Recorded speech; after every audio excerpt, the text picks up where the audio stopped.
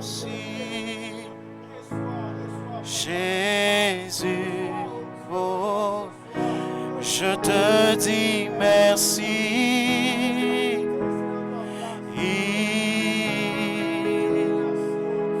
Je te dis merci, Jésus, pour ce que tu as fait, pour ce que tu vas faire, Seigneur. Je te dis merci, Jésus. Oh, je te dis merci.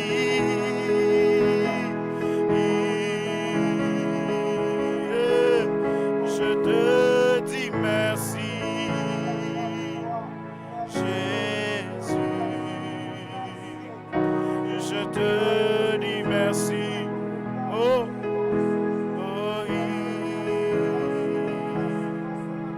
Je te dis merci, Jésus, pour ce que tu as fait, oh, pour ce que tu vas faire, Seigneur.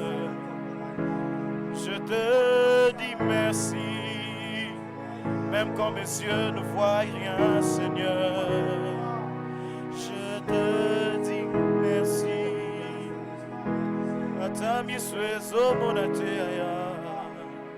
Je te dis merci, Jésus.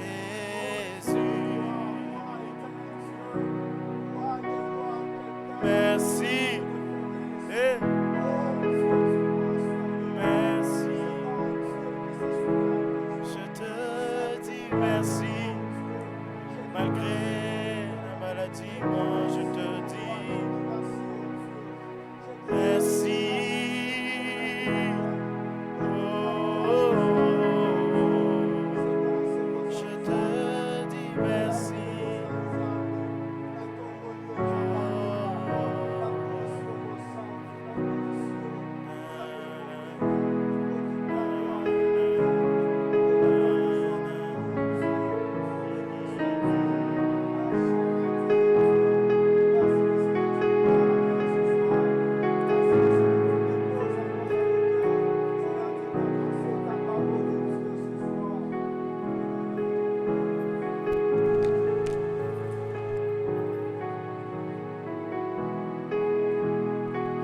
Quel bonheur d'être dans ta présence pour te dire juste merci. Quel bonheur d'être là, ô Dieu, dans ta maison pour te rendre la gloire et l'honneur qui t'est dû. Nous te disons merci ce soir. De tous nos cœurs, de toute notre âme, de toutes nos forces. Nous voulons le crier, le dire merci, ô Dieu.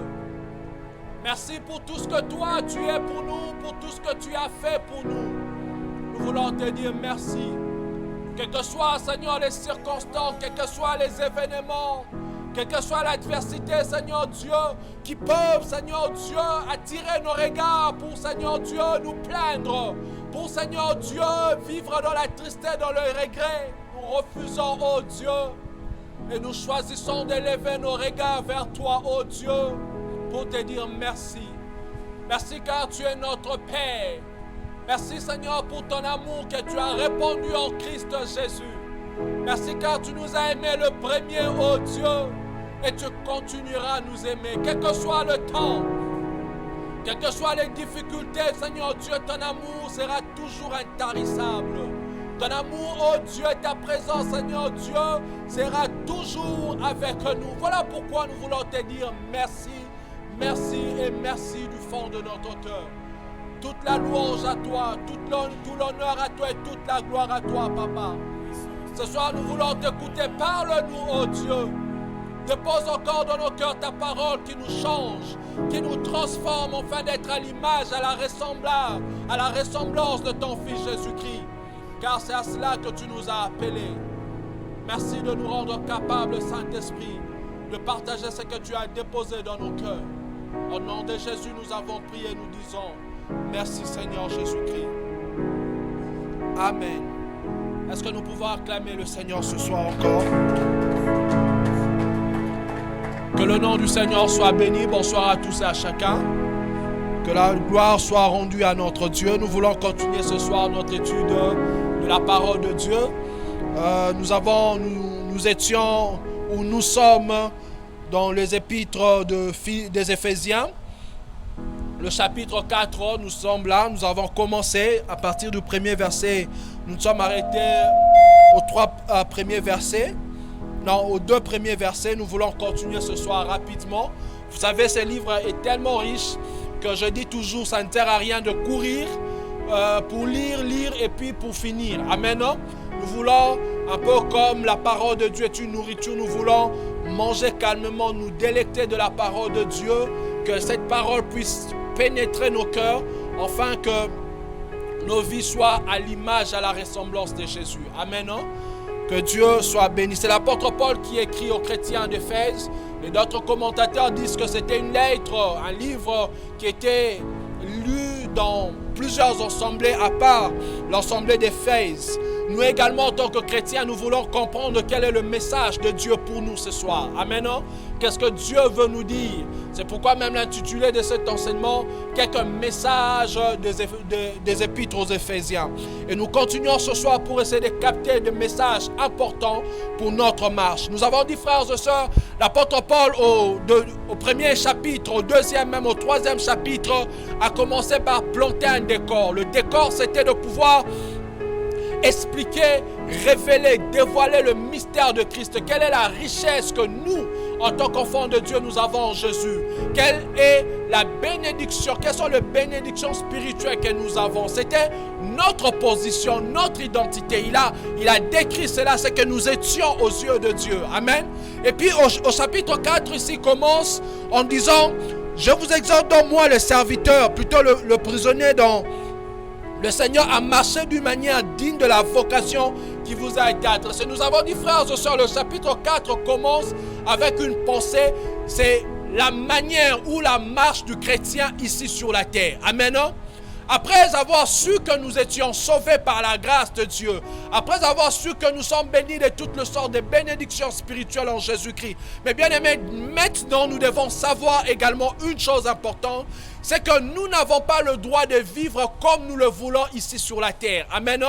Nous sommes appelés en tant qu'enfants de Dieu. Nous avons un appel, nous avons une vocation. C'est celle de pouvoir vivre conformément à ce que Dieu veut. Nous sommes appelés à vivre conformément à la volonté de Dieu. Nous ne sommes pas appelés à vivre tel que nous le voulons, frères et sœurs. Il est une erreur, frères et sœurs, de penser qu'en tant qu'enfants de Dieu, nous avons le droit de vivre dans le libertinage, sous prétexte que nous avons la liberté en Christ. Amen. C'est important de comprendre ça, frères et sœurs. Il ne faut pas prétendre, puisque tu es sauvé, enfant de Dieu, et qu'en Christ tu as la liberté, et que cette liberté-là devient, frères et sœurs, un prétexte pour vivre de n'importe quelle manière sur la terre. Nos frères et sœurs, nous sommes obligés, c'est un peu comme une obligation, une voie, un chemin qui nous a été tracé. Notre style de vie doit correspondre à la volonté, à la pensée de Dieu. Amen. Et ici, justement, l'apôtre Paul nous décrit quelle est la pensée de Dieu, comment nous devons vivre. Ensuite, on dit nous devons vivre en toute humilité et douceur avec patience. Nous avons vu, je ne vais plus rentrer là-dessus. La Bible nous appelle à nous supporter les uns les autres avec amour. C'est très important. J'ai envie de revenir, mais le temps nous empêche. Mes frères et sœurs, c'est pour nous dire, frères et sœurs, que nous sommes appelés à vivre ainsi, à nous supporter avec amour. Pourquoi la Bible nous dit cela? Parce que ici sur la terre, nous allons toujours vivre avec des gens imparfaits, avec des personnes qui sont imparfaites. Ton frère, ta soeur, tes parents, je ne sais pas moi, au travail, à l'université, partout nous serons frères et sœurs. Nous allons vivre avec des gens qui ne sont pas parfaits. Ces gens-là vont nous offenser, ces gens-là vont nous faire du mal, ces gens-là vont nous chagriner. Mais la Bible nous dit, au lieu de trouver le prétexte ou de se dire, moi également je veux me venger, moi également je vais rejeter ces gens-là, je vais repousser ces gens-là, la Bible dit, non, non, non, tu n'as pas le droit. Voici comment tu dois vivre. La Bible nous dit, supportez-vous les uns les autres avec amour. Je continue au verset 3, la Bible nous dit ceci, en vous efforçant de conserver l'unité de l'esprit par le lien de la paix. Amen. Comment on peut vivre en toute humilité, avec la douceur, avec la patience? Comment on peut se supporter? La Bible nous appelle également à vivre dans l'unité, à conserver l'unité. Voilà un style de vie que nous devons avoir. Nous devons bien aimer conserver l'unité de l'esprit. Comment nous pouvons arriver? Par le lien de la paix. Amen. C'est que nous devons comprendre, frères et sœurs, nous sommes un en Christ et par son esprit. Amen. Tous les enfants de Dieu, nous avons été appelés et nous formons un seul corps. Amen. Il y a une unité spirituelle d'enfants de Dieu. Alléluia. Nous formons un seul corps. Voilà pourquoi la Bible nous dit, étant donné qu'il y a l'unité en esprit, parce que bien aimé, spirituellement, nous ne sommes pas divisés. Spirituellement, aux yeux de Dieu, Dieu nous voit tous comme ses enfants. Amen. Nous formons tous un peuple, le peuple de Dieu. Nous formons, bien aimé, le genre de la maison de Dieu. Nous formons le corps de Christ. Nous sommes un corps. Il y a une unité spirituelle. Nous qui sommes sauvés, nous qui sommes rachetés, nous sommes un spirituellement. Et la Bible nous appelle justement à conserver cette unité de l'esprit. Et la Bible nous dit comment on peut parvenir. C'est en recherchant la paix. C'est par le lien de la paix que l'on peut conserver cette unité-là. Amen. C'est important, frères et sœurs, de comprendre que nous devons être des hommes et des femmes de paix. Alléluia. Nous devons être des hommes et des femmes qui recherchent la paix. Parce que la paix, frères et sœurs, c'est l'appel que nous avons reçu de Dieu. C'est le style de vie que nous devons avoir, nous devons développer, nous devons rechercher chaque jour, vivre dans la paix. Bien-aimés, Dieu ne nous a pas appelés à vivre dans des querelles. Dieu ne nous a pas appelés à vivre dans des disputes. Dieu ne nous a pas appelés à vivre dans des divisions, frères et sœurs, dans des conflits. Voilà pourquoi, frères et sœurs, il est anormal pour un enfant de Dieu de vivre dans des querelles, dans des conflits avec d'autres frères ou avec d'autres sœurs. Amen. Bien-aimé, il est anormal. Aujourd'hui, ce que nous constatons, c'est que dans des églises, dans des familles, dans beaucoup d'endroits, des enfants de Dieu, des chrétiens, ils sont tellement à l'aise de vivre en conflit avec d'autres personnes. N'avons-nous jamais vu des frères et sœurs qui sont en conflit, qui se sont disputés et ils ne s'entendent pas? Bizarrement, vous entendrez même ces personnes dire avec beaucoup de légèreté, « Ah, ngana frère, on a tort à la rater. Ngana soeur, on a tort à la rater. » Et pour la personne, c'est comme si c'est la norme, c'est normal. Frères et sœurs, c'est anormal. Alléluia.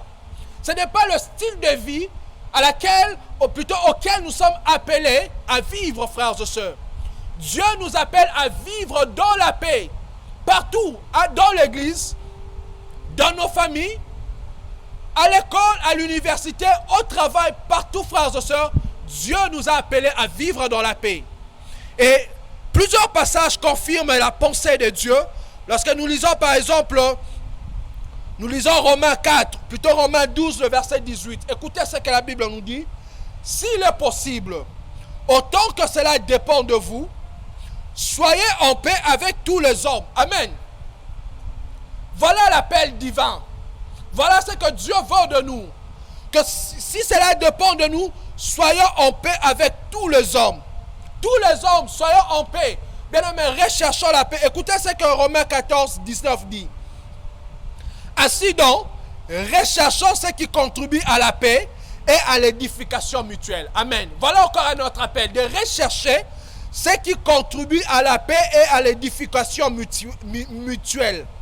2 Timothée 2, le verset 22, la Bible dit, « Fuis les passions de la jeunesse et recherche la justice, la foi, la charité, la paix avec ceux qui invoquent le nom, ceux qui invoquent le Seigneur d'un cœur pur. » Amen. Voilà encore un autre appel, de rechercher la justice, la foi, la charité, mais également la paix. Nous sommes appelés à être des personnes qui recherchent la paix. Hébreux 12, 14 confirme cela en disant ceci. Recherchez la paix avec tous et la sanctification sans laquelle personne ne verra le Seigneur. Alléluia. Bien aimé, c'est très important de comprendre que vivre dans la paix est notre modèle de vie, est notre standard de vie. Nous ne devons pas être des chrétiens belligérants, des chrétiens qui aiment des querelles, des chrétiens qui aiment avoir des oppositions, des contradictions. Nous devons être des chrétiens, frères et sœurs, qui lorsqu'il y a un moment, il y a un conflit, il y a une mésattente, nous devons être de ces hommes et ces femmes qui sont mal à l'aise. Juste parce qu'il y a un conflit, il y a un trouble entre toi et ton frère ou ta sœur, avec d'autres personnes. Nous ne devons pas être à l'aise. Pourquoi, bien-aimés? Parce que nous sommes appelés à vivre dans la paix. Frères et sœurs, nous devons éviter. Voilà ce que nous devons comprendre. Nous devons éviter d'avoir ou de prononcer toute parole, de poser des actions ou des réactions qui peuvent troubler la paix, qui peut rompre l'unité de l'esprit, qui peut rompre la quiétude. À l'église, frères et sœurs, nous devons avoir, bien-aimés, éviter des paroles blessantes. Nous devons éviter, bien-aimés, des calomnies. Parce que, frères et sœurs, lorsque vous avez des attitudes, des actions, des comportements qui peuvent offenser, choquer d'autres personnes, bien-aimés, vous êtes en train, non de rechercher la paix, mais vous êtes en train de rechercher des querelles. Vous êtes en train de rechercher la division, de conflits. Amen. Voilà pourquoi, frères et sœurs, en tant que des personnes qui sont appelées à chercher la paix, nous devons éviter, bien-aimés, des paroles qui peuvent diviser. À la maison, frères et sœurs, nous devons éviter cela au travail, partout. Mais bien-aimés, nous devons aussi apprendre en tant que des personnes qui sont appelées à rechercher la paix. Nous devons comprendre, frères et sœurs, que nous devons demander pardon lorsque nous avons offensé quelqu'un. Amen. La quête ou la recherche de la paix exige que nous puissions rétablir la paix lorsque la paix est brisée. Amen. Parce qu'il est possible, bien-aimé, que la paix soit troublée. Il est possible que la paix soit brisée à cause d'une parole, à cause d'une action, à cause d'un acte qu'on a posé. Mais bien-aimé, en tant que de chercheurs ou de chercheuses de la paix, nous devons apprendre à être des personnes qui demandent rapidement pardon. Amen. Qui cherchent la réconciliation. Bien-aimé, lorsqu'on demande pardon en premier, n'attendons pas que d'autres personnes viennent s'excuser ou demander pardon, même si ces personnes nous ont fait du mal. Amen. Mais lorsque ces personnes-là nous font du mal, certainement là, il y a une paix qui est dérangée, la paix est dérangée, la paix est brisée. Il y a une mésattente.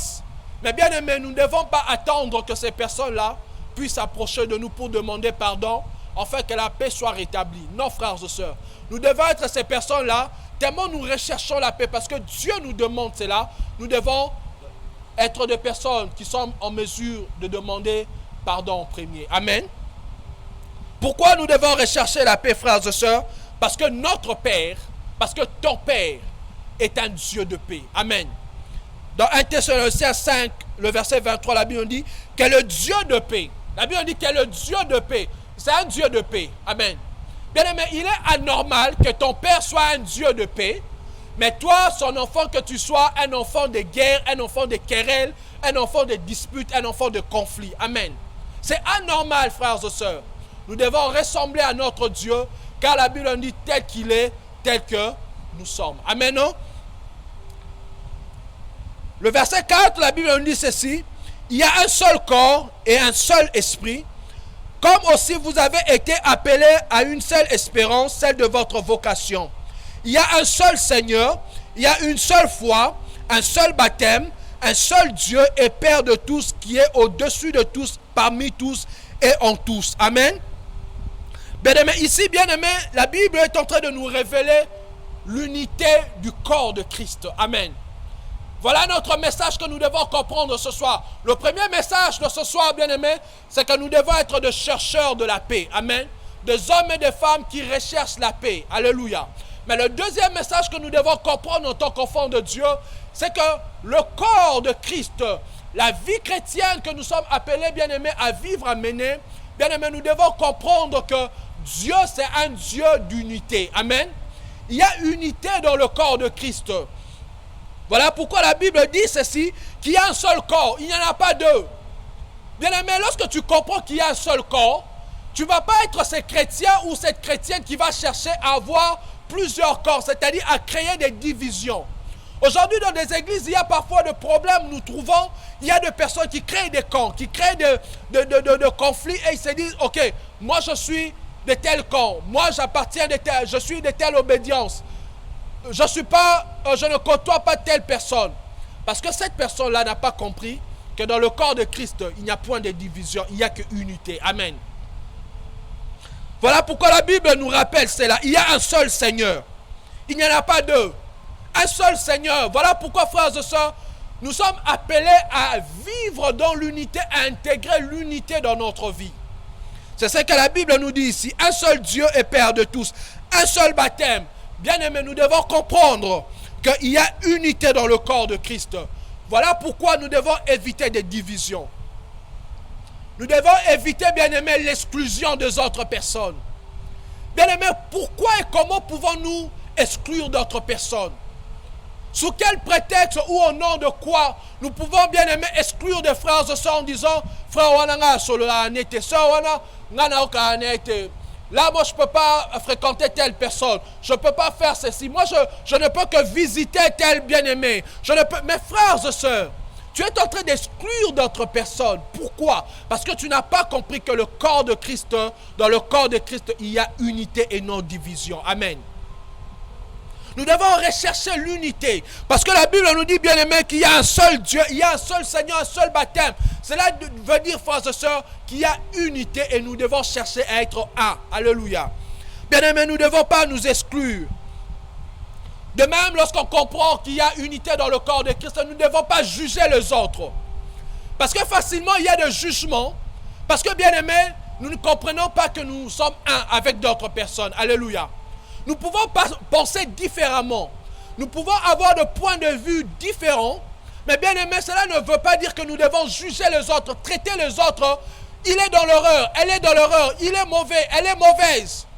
Bien aimé, là c'est un jugement que nous portons sur d'autres personnes. Et bien aimé, cela n'est pas une caractéristique d'une personne qui veut vivre dans l'unité. Amen. Nous devons éviter des jugements. Nous devons éviter des disputes.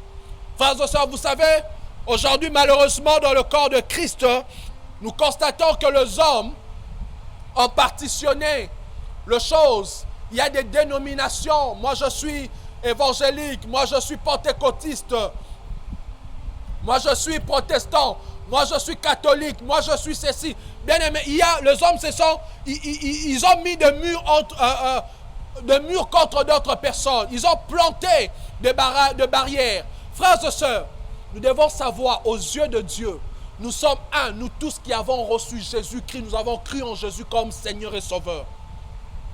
J'aimerais te dire, frères et sœurs, même un catholique, si cette personne-là a rencontré Christ dans sa vie, il a accepté Jésus-Christ comme son Seigneur et Sauveur, frères et sœurs. Il a placé sa foi en Jésus.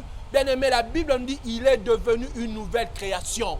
Cette personne-là est un enfant de Dieu. Et toi, qui es un pentecôtiste, tu penses que toi, lorsque tu pries, c'est le feu. Bien aimé, toi également, tu es un enfant de Dieu. Et toi, catholique, toi, pentecôtiste, vous êtes un devant Dieu. Amen. Voilà pourquoi, frères et sœurs, nous ne devons pas nous juger. Nous ne devons pas exclure les autres. C'est vrai, frères et sœurs, la doctrine peut différer parce que telle personne croit en ceci, telle personne croit en cela. Mais bien aimé, nous ne devons pas laisser ces choses-là nous diviser. Amen. Bien aimé, il y a eu des guerres de religion. Pourquoi? Parce que les hommes n'ont pas compris que nous pouvons penser différemment. Mais bien aimé, en Christ, nous sommes un. Amen. Voilà pourquoi évitons, bien aimé, de jugement. Vous savez, lorsque l'on comprend cela, on évite. Il est parfois étonnant d'entendre des hommes de Dieu sur la chair en train de parler mal d'autres pasteurs. Même bien aimé, même si ce pasteur-là n'est pas, entre guillemets, selon tes yeux dans la vérité, même si ce qu'il dit c'est une mauvaise doctrine, frères et sœurs, mais bien aimé, il y a des manières, il y a des façons, bien aimé, de relever son frère. Nous devons apprendre, frères et sœurs, même dans nos paroles, dans nos discours, de ne pas traiter, de ne pas exclure d'autres personnes. Amen. Moi, parfois, c'est ma femme qui m'a aidé à être très attentif là-dessus. Parfois, lorsque tu entends une prédication à serviteur de Dieu, facilement, frères et sœurs, vous savez, il y a l'esprit de jugement qui est là. Non, il est dans le faux, il ne dit pas vrai.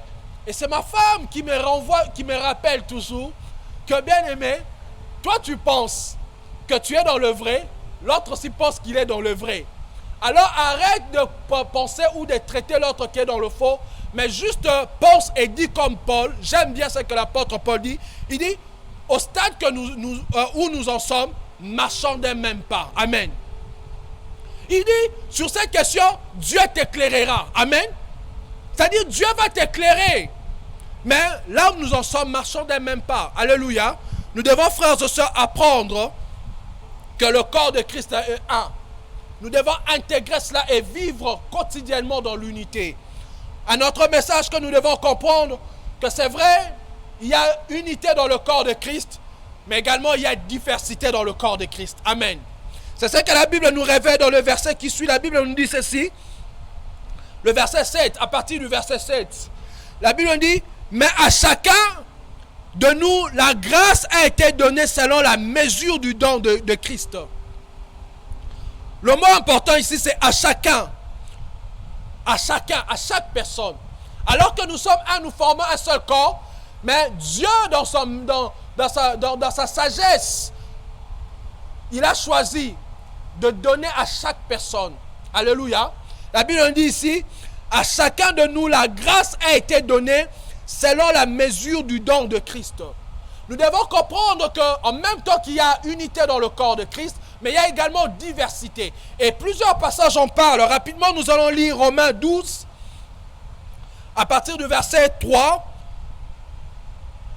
ou 2. La Bible nous dit ceci, je lis rapidement Romains 12. La Bible nous dit, par la grâce qui m'a été donnée, c'est l'apôtre Paul qui parle encore. Par la grâce qui m'a été donnée, je dis à chacun de vous, ne pas avoir de lui-même une trop haute opinion, mais de revêtir des sentiments modestes, selon la mesure de foi que Dieu a départie à chacun. Amen. Voilà encore une diversité. Selon la mesure de la foi que Dieu a départie à chacun. Dieu a choisi de donner à chaque personne une grâce, un don. Alléluia.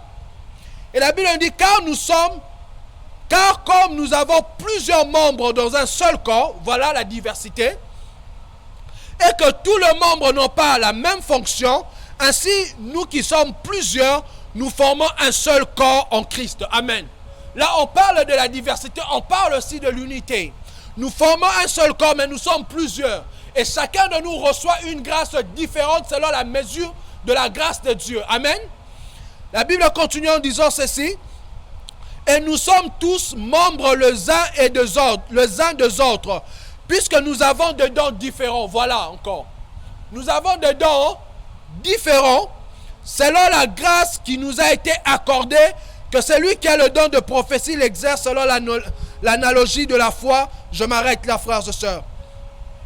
Lorsque nous lisons 1 Corinthiens 12, le verset 11 jusqu'au verset 10, nous pouvons comprendre cela, que la Bible parle également de la diversité. Mais lorsque nous comprenons que non seulement il y a unité dans le corps de Christ, mais également il y a diversité, nous devons apprendre, frères et sœurs, à ne jamais être jaloux ou envieux d'autres personnes. Alléluia. Voilà le message que nous devons comprendre. Notre style de vie, notre manière de vivre, c'est que nous devons être des enfants de Dieu qui n'envient pas ou qui ne jalousent pas d'autres personnes. Pourquoi? Parce que l'on a compris que dans le corps de Christ, Dieu, dans sa diversité, dans son amour, dans sa sagesse infinie, a choisi de donner à chaque personne des grâces selon la mesure de sa foi et même de sa grâce, de sa souveraineté. Amen. Lorsque nous comprenons cela, bien-aimés, cela va nous aider à ne pas jalouser d'autres personnes. Cela va nous aider à ne pas envier la grâce d'une autre personne. Telle personne chante bien. Bien-aimé, sache-le, même si tu chantes, il y a des gens qui chanteront peut-être mieux que toi. Amen. Dans ce que tu fais, il y a peut-être des gens qui le feront mieux que toi. Parce que peut-être ces gens ont reçu une grâce excellente. Amen. Voilà pourquoi, bien-aimé, ça ne sert à rien d'avoir des jalousies. Ça ne sert à rien d'avoir des envies. Alléluia. Bien aimé, s'il y a des enfants de Dieu qui vivent dans la jalousie, qui vivent dans l'envie. Et même plus loin, ils vont. C'est qu'on entend aujourd'hui dans les églises où on va même jusqu'à empoisonner des frères et sœurs. Pourquoi? C'est parce qu'on est jaloux. C'est parce qu'on envie le poste de l'autre. Moi, je veux être à sa place. Je veux être le pasteur. Je veux gagner comme lui. Je veux avoir telle place. Je veux avoir tel honneur. Je veux assurer telle fonction. Parce qu'on jalouse. Parce que telle personne a reçu une grâce. Bien aimé, voilà. Nous sommes au point même d'aller. Nous sommes en mesure d'aller même ôter la vie de ces personnes-là. Pourquoi? Parce que nous n'avons pas compris que dans le corps de Christ, chaque personne a reçu une grâce particulière. Amen. Bien aimé, nous devons comprendre cela. Si tu comprends cela, tu seras à l'aise. Tu vas te dire, mais pourquoi jalouser une autre personne? Parce que moi également, Dieu m'a donné une grâce. Et ce que je dois faire, je dois découvrir la grâce, le don que j'ai reçu et exploiter cela. Amen. Lorsque tu comprends cela, tu seras calme. Lorsque tu verras ton frère modéré mieux que toi, tu vas dire gloire au Seigneur parce qu'il a bien fait le travail. Lorsque tu verras le bien-aimé prêcher mieux que toi, tu peux le faire. Tu vas dire gloire au Seigneur. Lorsque tu verras tel frère en train de mieux chanter, tu verras tel frère recevoir une grâce particulière, en train de prophétiser, en train d'apporter des guérisons, en train de donner, de manifester un don spirituel. Bien-aimé, tu seras à l'aise, tu ne vas pas jalouser.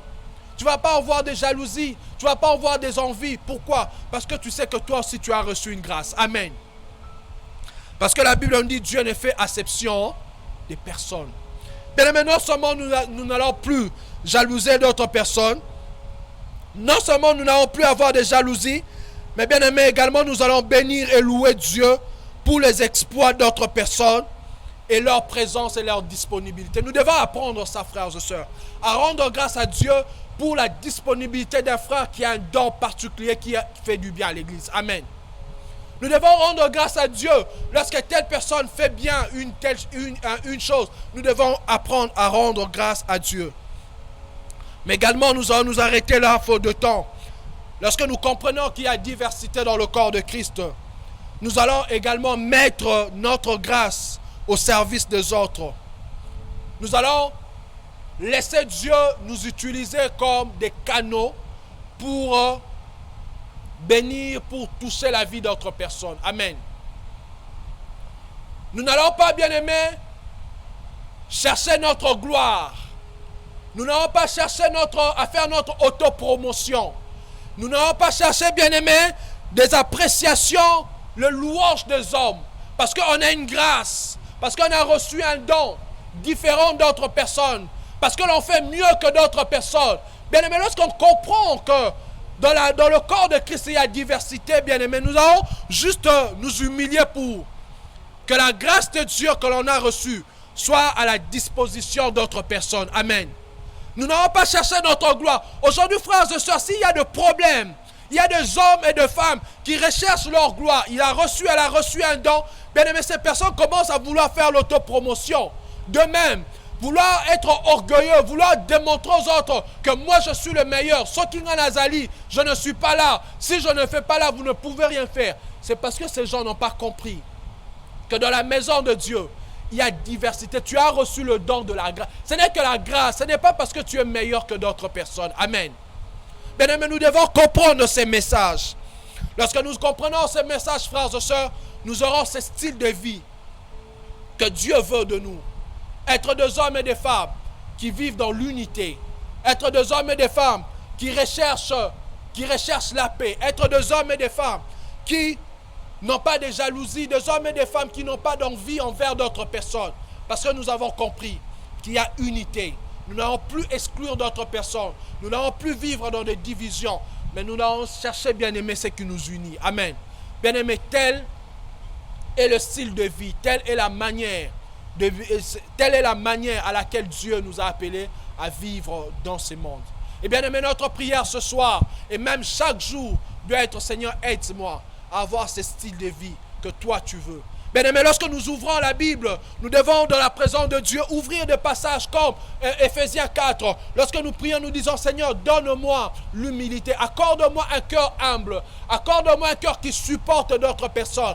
Puisque tu me demandes d'être dans de conserver la paix, Seigneur, donne-moi un cœur qui sait pardonner l'autre lorsqu'on te fait du mal. Bien-aimés, on poursuit la paix. Bien-aimés, parce que Dieu nous a demandé. Et lorsque nous allons, bien-aimés, vivre ainsi, c'est ainsi que nous allons glorifier notre Dieu. Amen. Ce soir, je nous invite à prier là que nous sommes. Que ce message, que cette parole ne soit pas simplement un message historique, un passage de la Bible qui a été réservé aux chrétiens de l'époque, mais que ce soit un message d'aujourd'hui, un message actuel pour toi. Un message que tu devras vivre, un message que tu devras vivre tout le jour dans ta vie. Élevons nos voix et prions tous ensemble.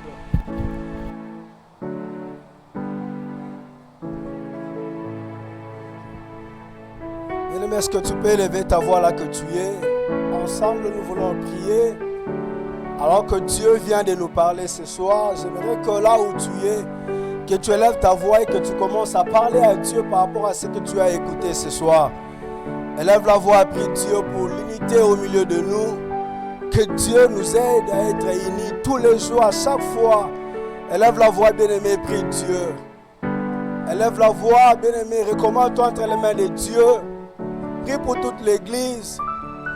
Dis à Dieu, nous voulons rester unis. Dis à Dieu, nous voulons rester ensemble. Alors qu'il vivait déjà ces derniers jours sur la terre, il a dit, Père, je prie pour qu'il soit un. Élève la voix, bien-aimé, prie pour l'unité au milieu de nous. Dis à Dieu, aide-nous à nous supporter les uns les autres. Élève la voix, prie Dieu. Père, aide-moi. Faible que je suis, éternel Dieu. Que je sois capable, éternel Dieu, de supporter les faiblesses de l'autre, éternel Dieu. Aide-nous, Seigneur Dieu, à développer cet amour, Seigneur Dieu, dans nos cœurs, éternel Dieu. Cet amour qui nous aidera, éternel Dieu, à rester unis. Seigneur Dieu, à demeurer ensemble, peu importe, éternel Dieu, des moments difficiles, peu importe, éternel Dieu, ce que l'ennemi pourrait, éternel Dieu, s'aimer au milieu de nous. Père, nous avons besoin de toi. Aide-nous, éternel Dieu. Cette capacité, Seigneur Dieu, à rester ensemble nous vient de toi. Nous avons besoin de toi. Éternel Dieu, cette capacité à nous supporter les uns les autres, éternel Dieu, nous vient de toi. Nous avons besoin de toi, éternel Dieu. Que ton esprit nous rende capables, éternel Dieu, de vivre, Seigneur Dieu, dans la paix, dans l'unité, Seigneur Dieu. Nous avons besoin de toi encore ce soir. Nous nous attendons à toi. Aide-nous, éternel Dieu. Aide-nous, Roi Céleste. Nous avons besoin de vivre ces choses, éternel Dieu. Nous avons besoin de vivre ces choses, Seigneur Dieu, à l'église. Nous avons besoin, éternel Dieu, de vivre ces choses parmi nous, éternel Dieu. Nous qui t'appartenons, éternel Dieu. Fais-nous grâce, oh Dieu.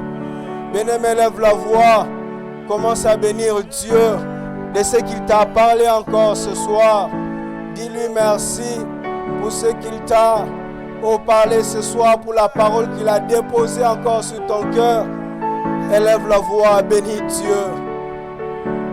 Dis merci à Dieu pour toutes ces révélations. Dis à Dieu merci pour toutes ces révélations. Merci, éternel Dieu, de nous parler encore ce soir. Merci, éternel Dieu, de nous orienter encore, éternel Dieu. Merci, éternel Dieu, de nous donner encore forme, éternel Dieu, ce soir, par ta parole. Merci de tout cœur. Merci, éternel Dieu. Que tout l'honneur et la gloire au Dieu te reviennent. Au nom de Jésus, Père, nous te prions, Seigneur Dieu, de bénir. Dis mes offrandes, éternel Dieu, que nous t'offrons encore ce soir. Toi qui nous recommandes, éternel Dieu, de ne pas venir, mais vide, oh Dieu, dans ta présence. Bénis, Seigneur Dieu, chacun de nous qui mettra, éternel Dieu, la main, Seigneur Dieu, dans ses paniers. Bénis également la gestion, Seigneur Dieu, de ces offrandes et dîmes. Au nom de Jésus, nous avons prié. Amen. Est-ce que nous pouvons acclamer pour Dieu? Est-ce que quelqu'un peut acclamer pour le Seigneur qui nous a parlé encore ce soir, qui a déposé encore cette parole dans nos cœurs? Il mérite encore la gloire, ce grand Dieu. Nous bénissons l'Éternel pour ce qui a été le culte de ce soir. Nous lui disons merci de ce qui nous a parlé encore ce soir. Nous voulons également rappeler que le vendredi, nous aurons notre culte d'intercession. Faisons un effort d'être là. Et le dimanche également, nous sommes là à partir de 8h30 pour notre culte d'adoration et louange. Nous sommes à la fin de notre culte de ce soir. Si nous pouvons nous tenir debout pour clôturer ce moment. Là que tu es, est-ce que tu peux lever ta voix? Nous voulons dire merci à Dieu, lui qui a commencé avec nous. Et nous voici encore à la fin de ce culte. Dis-lui merci pour les différentes étapes de ce culte. Élève la voix, commence à prier.